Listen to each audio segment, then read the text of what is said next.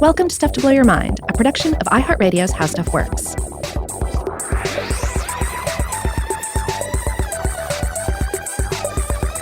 Hey, welcome to Stuff to Blow Your Mind. My name is Robert Lamb. And I'm Joe McCormick. And today, of course, we're going to be doing a movie episode. That's right. We've been trying to do one of these a month just because there's so many films we love and so many films that either have wonderful tie-ins to scientific and cultural topics that we've discussed on the show, or, they allow us to discuss new things and new angles that wouldn't necessarily necessitate an entire episode on their own. All right. So what's on the docket today? Well, this month we're looking at really one of my, I have to say it's one of my favorite films. In terms of thinking about films you saw at a definite point in your life that had an impact on your outlook. And the film is 1972's Silent Running. I saw it for the first time this weekend. Oh. Yeah, never seen it before. I'd seen stills from it. I think I'd seen stills of the robots because it's a very robot-heavy film despite being one obsessed with nature and environmental themes. The robots get an awful lot of screen time. They do, yeah. And I think if you're having trouble picturing the film,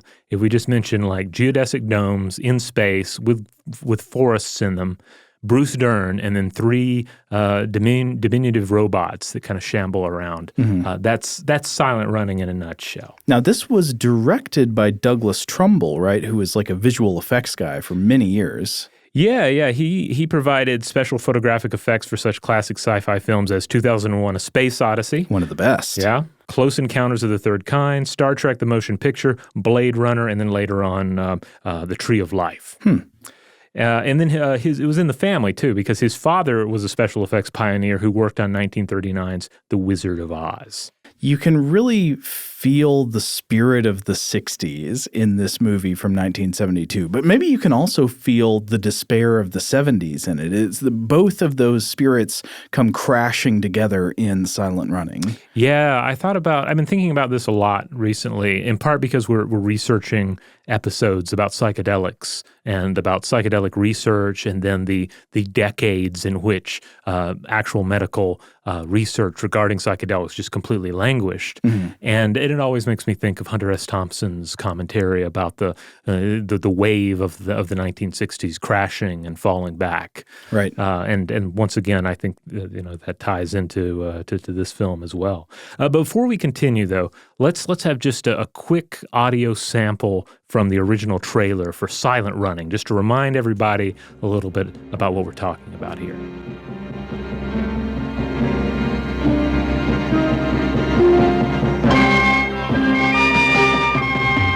A space convoy on a strange voyage, carrying a rare cargo.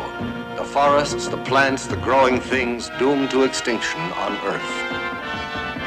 We have just received orders to abandon and nuclear destruct all the forests and return our ships to commercial service.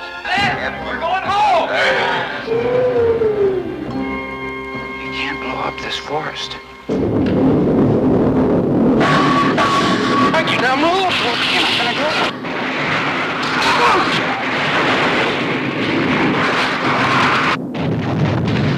it. Silent Running. Cataclysm in outer space. Every moment bringing its own danger as man explores the mysteries of an unknown and limitless universe.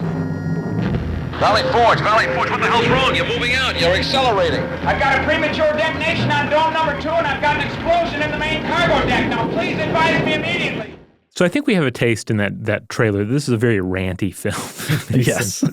Oh, man. A lot of the movie also, besides the scenes with robots just kind of hanging out and not really executing much having to do with furtherance of the plot, just moving around and doing things, there's also a lot of Bruce Dern chastising the camera and giving sermons to other characters about their lack of appreciation for nature. Yeah, so it's a very weird movie in that regard. And thinking you talked about how you watched it for the first time just the other day. I watched it for the first time probably on a Sunday afternoon on cable TV in the 90s. When I was in junior high, I guess, and it aired on A&E, just matinee showing of it, and I just turned over to it and was just sucked in. by this film that doesn't have much in the way of action. There are a few key action scenes, but it is not an action film. It is an environmental science fiction film. Uh-huh. I mean, I'd also say it's not even really a very plot-heavy film. There's basically a situation, and that situation comes about, and then that's about it. I mean, the huge swaths of the runtime are just characters kind of hanging out. Yeah, and it benefits, I think, from three major factors. If we're just to sort of pull these out, and I realize that's complicated when you try and pull the key elements out of a picture when everything needs to essentially be a cohesive whole, and I think in this picture is.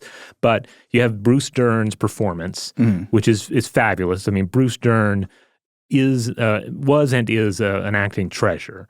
I mean, often relegated to the villain roles for sure, but capable of much more. And I think we see we see a little bit of that in this film. And then the other key aspects of this are that the sets look fabulous, the models look fabulous, the effects are all wonderful, and you have some wonderful music in the film too. So. Again, this film is a product of the late 1960s, spilling over into the early 1970s, and it's for several reasons. For starters, the studio apparently decided to give more first-time directors a shot after the success of 1969's Easy Rider, which was directed by Dennis Hopper. That was Dennis Hopper's first directorial feature. And anyway, the films to come in the wake of that included Silent Running. Also, the music. So Joan Baez submitted two songs for this film, Silent Running and Rejoice in the Sun, both of which are prominently featured. And for anyone not familiar with Joan Baez, first of all, go look up Joan Baez. And these songs in particular are currently on streaming services. But she was a major social and political musical force of the 1960s and beyond, playing at the original Woodstock. And she's always advocated civil rights, environmentalism, and human rights, including LGBTQIA plus rights. So, I mean, all these elements, I think, really give it a feel that sets it apart from everything else. So if you were looking around for any kind of science fiction on TV in the late 90s, this stood out. This was a different type of space and robots film. It's from another dimension. I mean, it really does have this feeling of the 60s and 70s culture coming together, but also it's a very weird combination of elements. It's got these robots, but the environmental themes.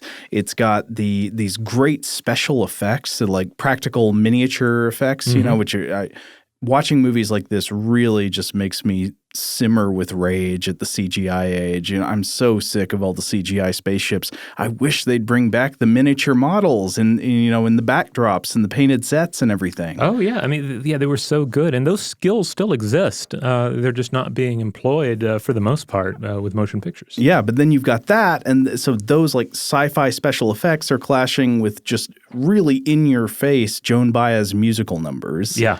It's a strange, unique kind of movie. I can't think of another thing I've seen like it. So let's talk just a little bit about the plot, just to remind everybody who's seen it before and refresh everyone else. I think we're gonna avoid any real spoilers here in terms of the end of the film. But if you want to go into the film spoiler free, pause this podcast, go watch it, and then come back. So the basic synopsis: it's the future. The planet Earth is essentially dying. A great dying has ravaged botanical life on our planet, and the remaining shreds of botanical life and some animal life now thrive solely within a series of geodesic domes that are affixed to a spaceship called the Valley Forge. And the Valley Forge is orbiting just outside the orbit of Saturn. And here, a 4-person crew tends to things. That includes botanist Freeman Lowell, who's our main character. Played by Bruce Dern. And 3 helper robots named Huey, Dewey, and Louie.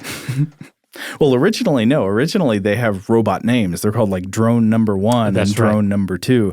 And then Bruce Dern, in a moment of sort of magical thinking, names them. And it's at that moment that they seem to acquire personalities that they don't seem to have had before. Yeah, and this occurs later when it's just Dern. So how does it just become a situation of only Bruce Dern's character and 3 robots? Well, basically one day an order comes down that all the forests have to be jettisoned and detonated With nuclear bombs. With nuclear weapons, yes. And then the rest of the crew just takes this in stride. They're like, all right, it's time to go home, time to ditch these forests and head back. But Lowell is very upset by this and finally breaks and betrays his fellow crew members to save one of save the last forest pod. Mm-hmm.